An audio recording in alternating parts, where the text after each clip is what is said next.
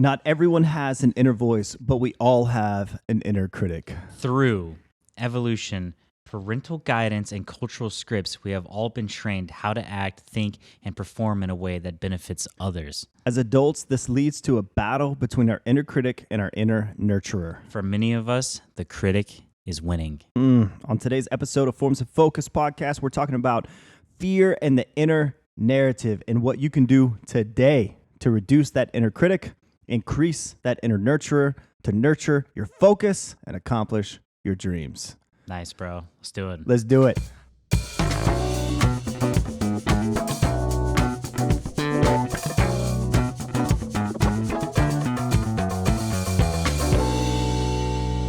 Nice, bro. Oh my gosh, I love it. Nice. Today we're talking about focus and our inner narrative. You got it.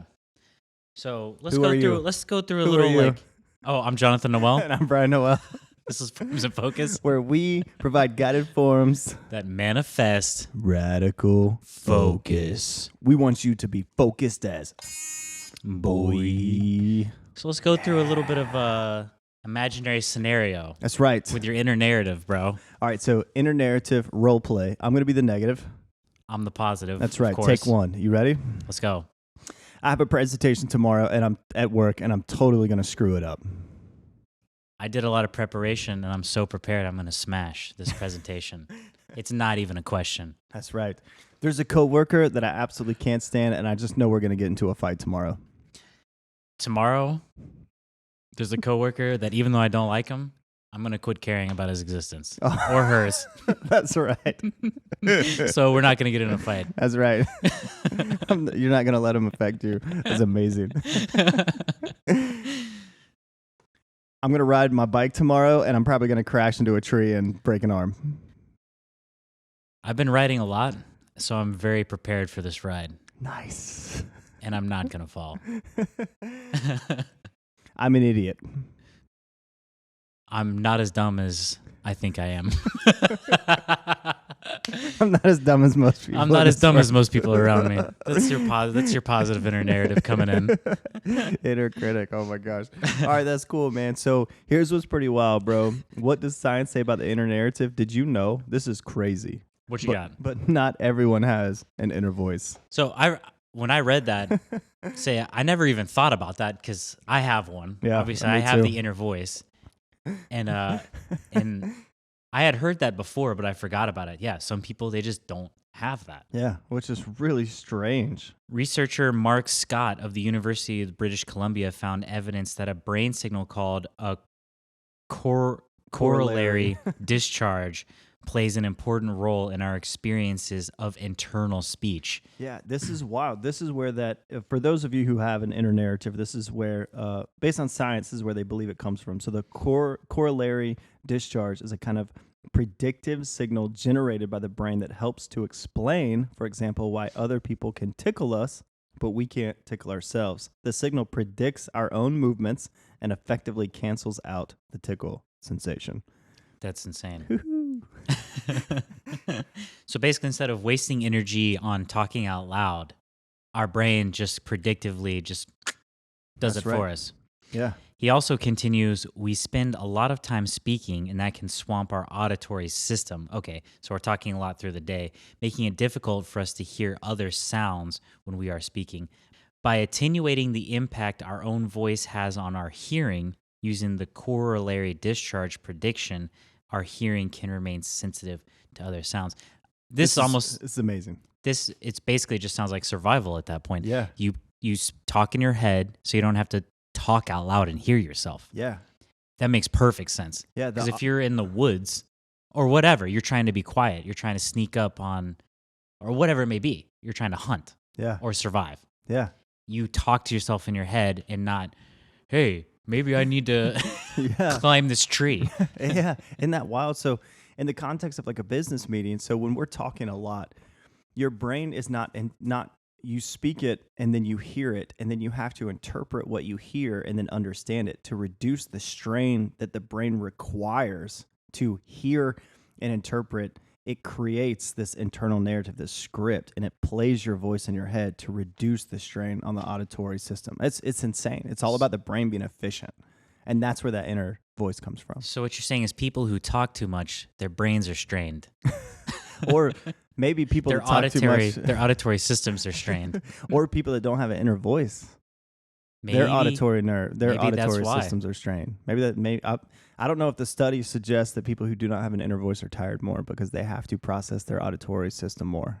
I don't know. That's a great thing for someone else to figure out and leave in the comments for us. Yes, that's right. So this is pretty interesting. So some of us may have an inner narrative or an inner voice. Some of us may not. But the reality is all of us have an inner critic. Yep, Whether absolutely. we hear it or it's an emotional, we all have an inner critic. This is from Mia Baker. She explains in an article 3 reasons your inner critic doesn't want to leave your mind. This is wild. You ready? Yeah, let's go. Evolution. The inner critic also induces a specific emotion that has evolutionary importance. That emotion is shame. Now, here's an example of that. This is why the inner critic may be necessary. While our hunter-gatherer ancestors lived in tribes, shame informed them they might have done something that didn't quite fit with the social norms and could threaten their position in the group. You don't want to do that.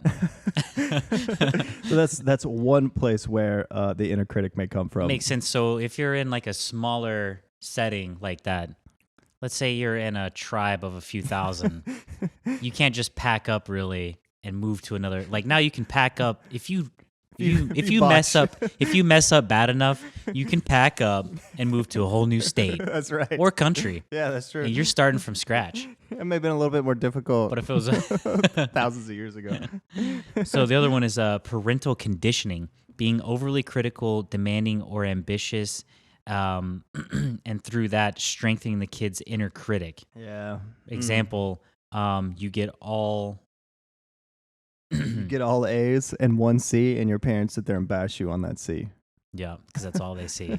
That's all. The C. Oh man, that was beautiful.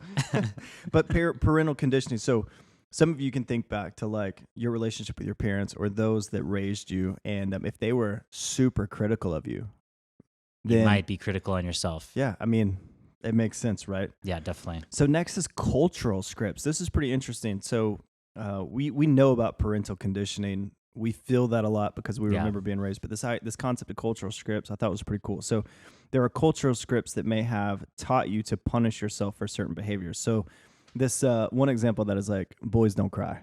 That's like, yeah. So then as That's like an one adult of the biggest male, cultural examples. yeah, if you cry, you're like, oh, I'm not supposed to cry. So you bottle that stuff up. I cry. Yeah, 100%. Yeah, I'm not afraid to say it. I'm not either. What are you going to do? Hold it in until one day you're going 95 miles an hour on the highway and you just go into the guardrail?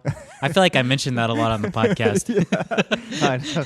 Well, and there's gender cultural scripts, there's race cultural scripts, there's social status cultural scripts, like you're poor because you don't work hard. That's fucking bullshit. Yeah, dude, for sure. I mean, I've met people who are, quote, poor based on economic whatever, and they work 3 jobs. Yeah. They work their ass off. So a lot of these cultural scripts that we're told induce this internal narrative and this inner critic. It's crazy. And it's bullshit. Oh, It's for bullshit. sure. A lot of it. Most of it.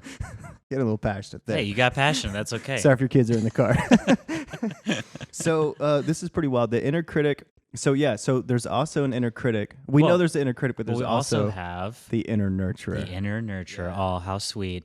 You also have your inner nurturer, but your inner critic and inner nurturer uses 2 different parts of the brain. This is wild. That's when pretty I read cool. this. So Beth Curlin in How to Build Your Inner Nurture reviews a study that found that when people experience self-criticism, the parts of the brain associated with increased monitoring of errors, punishment, and behavioral inhibition are activated.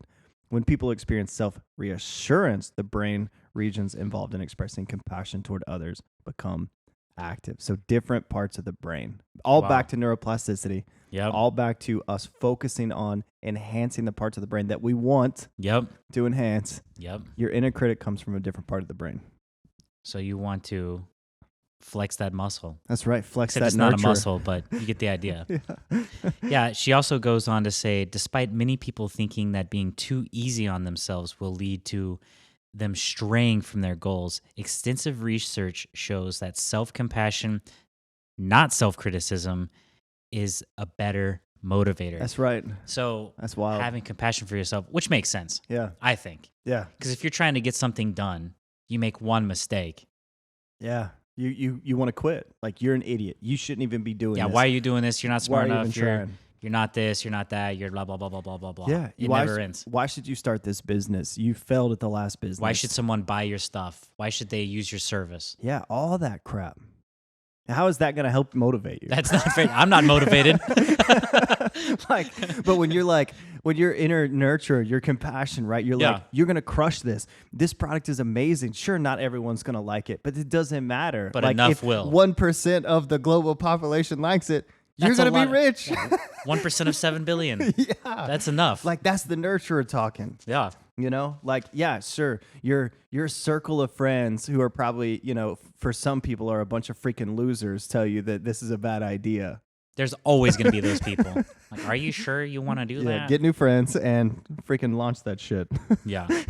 So Nathan Chandler in Inner Speech speaks volumes about the brain, this article. So he said, it does appear that biologically we all hear negativity louder than the positives. This is probably an adaptation to survival. This is pretty awesome. You ready for this? Our survival as a species was dependent on us hearing, watch out, there's a snake.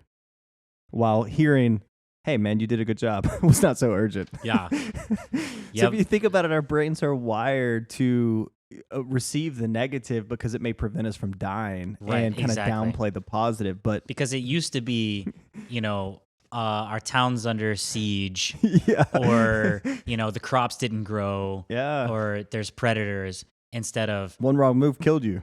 We're in different times. one wrong move. Now, if it's like a bad hair day, Yeah, that's the equivalent. but it wrecks us Yeah. because our brain You're going to hear it louder. still responds the same You way. make one little mistake, and that's going to be way louder because that's just how the brain was wired. And it makes sense. It does. Yeah. you God, know? that's wild. So examples of the inner critic from Mayo Clinic. So this is pretty interesting. Positive thinking, stop negative self-talk to reduce stress. This is a great article. So a lot of us deal with an inner critic. I mean, all of us deal with an inner critic. So Yeah. to start helping you in processing that inner critic and putting the critic in its place, that's the goal. It's not going to go away. Yeah. And Don't tell it to shut up or stop talking. that's impossible. Put it in its place. So here's some way to categorize it so you know what you're doing. First, filtering. You magnify the negative aspects of a situation and filter out all the positives. Like we said, I got a presentation to work tomorrow. I'm totally going to blow it. That's negative. That's all the negative. You amplify the negative and you reduce the positive. I worked really hard on this. I've got some really great things to share. I've got some cool ideas, right? That's filtering. Right. Hopefully you did work hard on it, because if you didn't, then yeah, you probably will not do that well. But if you're prepared, Yes. Focus on your inner nurturer so you can prep hard. yeah, actually prep hard and let your inner nurturer shine. Because That's right. Next one, personalizing. When something bad occurs, you automatically blame yourself. Oh my gosh. Have you ever met someone that like they do something small, like they drop a glass and then they immediately out loud say, "You're such an idiot. Look at you." Yeah. Like, you see that. That's sad. Yeah, Because that that's sad. person, if they say that out loud, there's no telling what the hell they're telling themselves in their head. Yeah. Like, I mean, it gets bad for some people. Not me, yeah. but, Yeah, some people are very critical. I mean, I know I struggle with that. It's sometimes, not as just bad. beating themselves up Yeah, all day. relentlessly. And some of you may be doing that. Like, I'm a bad mom. Like, I don't take care of my kids enough. I don't spend enough time with my kids, or I'm a bad employee. Like you're just constantly pounding yourself and personalizing every single thing that happens around you and taking the blaming yourself for that. That's tough. It's But time to first, release, acknowledge time to it. unleash that inner nurture. That's right. So next is I can't say it. Catastrophizing. Catastrophizing. So you automatically anticipate the worst without facts that the worst will happen. I'm going to get struck by lightning and eaten by a shark all in the same day. Yeah. That might be. Hey, we're going on a beach trip. It's gonna. Yeah. Yeah. I'm gonna get stung by a jellyfish, eaten by a shark, and drown all at the same time. Yeah, like if you're planning your vacation and that's all you're thinking about, you're probably not going to have a good vacation. And get sunburned. Yeah. And I don't look good in my swimsuit. Oh, Damn, It just never it ends. never ends. So blaming, you can try to say someone else is responsible for what happened to you instead of yourself. Yeah, blaming, man. We struggle with blaming. Yeah. If as a culture, right? Oh, yeah. Like if I didn't know if you meant us as brothers. I was like, I don't know about me, but well, it's really interesting, right? So perspective thinking is this. So if I perform badly at work, it's because of my environment, right? Like I was too busy or you put too much on me. But if someone else does something wrong, we yeah, attack their character. So yeah, blaming is interesting in that typically what we do is we can justify ourselves, we blame other people, but we live in a constant state of blaming. And then that inner critic turns all that right back on yourself. yeah.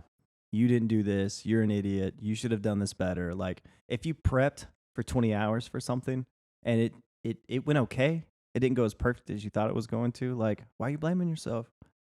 You know did how to what? get better? Keep doing it. Focus on that shit. Yeah, In the same article from the Mayo Clinic, negative self-talk will kill you. So in this article, it was funny. I'm not going to list them all out, but it was pretty much like if you have a severe inner critic, it causes anxiety, it causes heart problems, it causes it literally affects your body and it will kill you. that's not good for a lot of people out there. It's not good. So, bro, how do we stand up to that inner critic? How do we say, inner critic, give a big hug to our inner nurturer and Yeah. start focusing on our dreams? So this is from Rick Hansen, an article, How to Stand Up to Your Inner Critic. First, try to observe how self-criticism operates inside you. So kind of like we were talking Retrospective about work. with that another episode at some point today that I don't remember. It's observing the situation, you know, Yeah. kind of stepping back a little bit. Yeah. Because if you can put a little bit of distance between you And that inner critic. and that That's critic, good. Yeah. because then they won't be as loud. That's true. You just got to put them. Put them in the back seat. This one's not even in the back seat. Throw them in the trunk. Yeah. Put that baggage in the trunk. Drive forward. So next is be aware of anger at yourself that seems out of proportion to what happened. So we said before, like you drop a glass and you tell yourself you're an idiot, right? Yeah, like you're a clumsy, worthless scumbag. yeah, like That's pretty brutal. Don't do that. But you got to be aware of like when you start to sense that anger towards yourself or some of those big emotions critically against yourself, you got to put it in proportion. Back to this introspective work. Take a step back, look at what's going on and say, man, maybe it's not this moment that I'm mad at. Maybe it's because, you know, A lot of things happen. yeah, my parents are super critical or I'm super stressed at work. Yeah, It's just bad all childhood, compounded. bad work situation, Mm. a lot of stress, this or that. Another one. So this one, I think they even acknowledge in the study that this sounds super cheesy, but it can actually be very helpful. Imagine a caring committee inside yourself, which with different characters who represent various kinds of support and wisdom. Oh, it's So good. this is sounds a little ridiculous, but Yeah. you're making your own little caring committee. Yeah, inside your head. Yeah. Like if you had a really maybe you had a pretty tough childhood, but you remember one really good teacher. You got the Or teacher in there. You got a really You got you your had a good grandma in friend. there. Maybe your parents were maybe you grew up in an abusive home friend, and you left. Frank. Yeah, you would go down to your friend's house and stay with him because that was a space for you where you could be, you know, not in that toxic environment.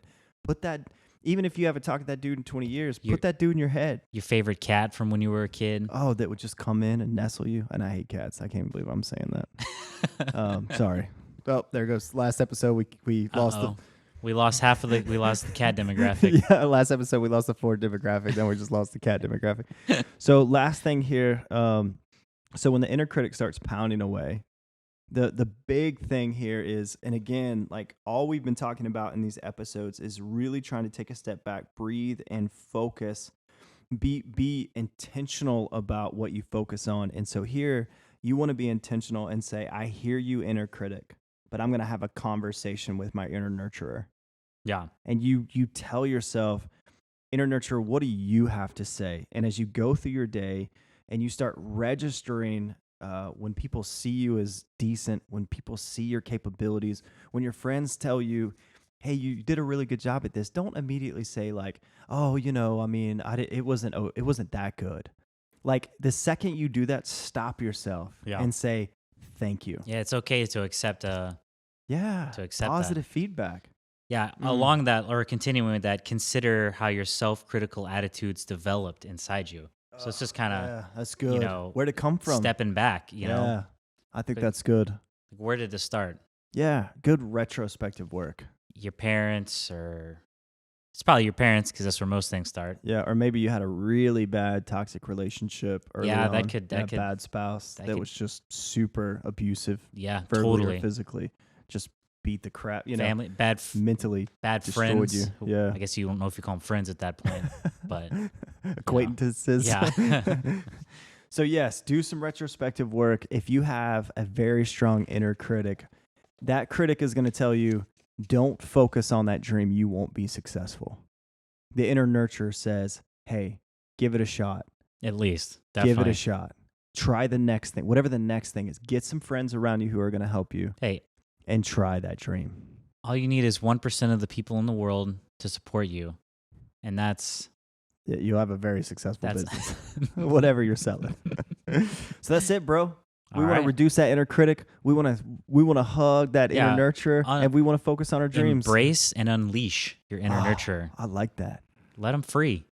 And as a man, Quit stuffing that them doesn't down. feel very manly. Like, you know what? F you. I'm gonna hug my inner nurturer. So that's how you make it manly. But hey, listen, arm wrestle that inner critic. Yeah. Stomp the shit out of that There guy. you go. And Hey, let's high five that inner nurturer and let's go take over the world. nice, bro.